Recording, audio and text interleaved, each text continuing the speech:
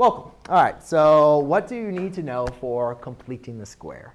I remember completing the square when I was in high school, and I remember it just not clicking with me. So I'm very excited to have you come into this course, and hopefully through all my examples that I've done, from me being a high school student, college student, and now a teacher for so many years, and really to work through completing the squares, here's kind of my rendition of some things that you need to know.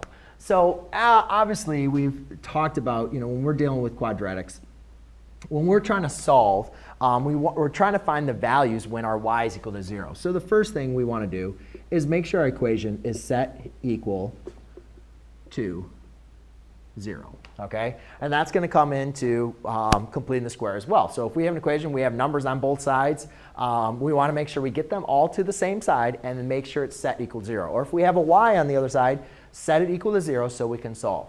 The next step that we want to make sure that we need to know how to do is when we can only complete the square for a perfect square trinomial when our a is a perfect square. And I don't like dealing with a perfect square when a, unless a is 1. So what I would do is, factor out GCF so a is equal to 1. You can do it when a is another number, perfect square, but more than likely I would just say factor it out so a is equal to 1, because you can always go ahead and complete the square after that. So once you factor out your GCF so a is equal to 1, and I only do it out of your quadratic and linear term, I leave the constant alone.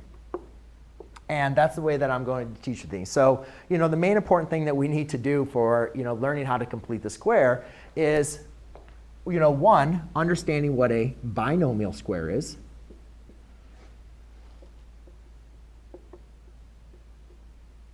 Okay? So remember, a perfect square trinomial can be factored into a binomial squared. And the whole purpose of completing the square is to create a binomial squared.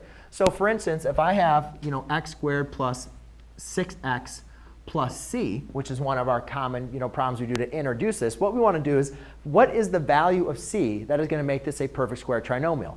So what we do for that is we take our b divided by 2 and we square it. 6 divided by 2 is 3. 3 squared is 9. So c equals 9. So how does that make that a perfect square trinomial? Well, if I have x squared plus 6x plus 9, I can now determine that this is a perfect square trinomial, where I can factor this now into x plus 3 times x plus 3, which can now be factored into x plus 3 squared. And for completing the square, that's exactly what we want to do this. We want to have this as a binomial squared, so then we can apply our square root method. So that is something very important. That you need to know what a binomial squared is. You need to know what a perfect square is. Perfect square trinomial. Binomial squared, and what a perfect square trinomial is. All right? And it would be very helpful in identifying how to factor perfect square trinomials into binomial squares. That's one of where the bigger, when I'll get into common mistakes, this is where a lot of students make their mistakes. So factor out your GCF so a is equal to 1.